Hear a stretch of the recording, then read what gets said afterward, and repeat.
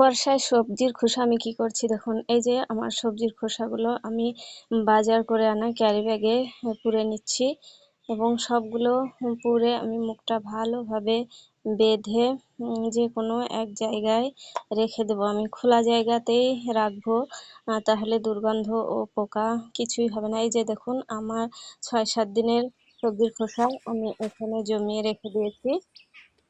6-7 দিন পর যেদিনই রোদ বেরোবে সেদিন আমি এগুলো রোদে দিয়ে শুকিয়ে নেব।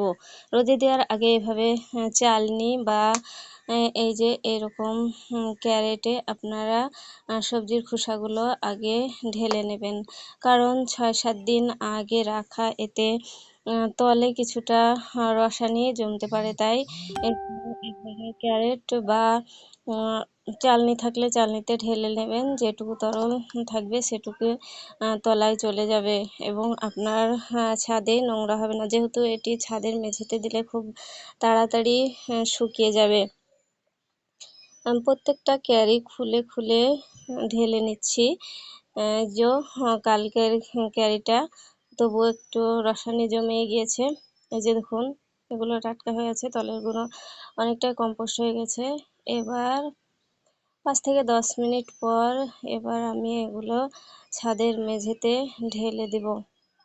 এই যে দেখুন মেঘলা মেঘলা করছে, আবার যখন রোদ বেরোচ্ছে প্রচণ্ড রোদ, তাই এগুলো রোদে দিয়ে আমি একদম পাতলা করে মেলে দিলাম। এই যে দেখুন কয়েক ঘন্টা, এই যে দেখুন 2 দিন শুকানোর পর কত সুন্দর শুকিয়ে গেছে, একদম মুচমুচে হয়ে গেছে শুকিয়ে। এবার এগুলো আমি একটি বড় ক্যারি ব্যাগের ভেতরে ঢুকিয়ে নেব সবগুলোকে।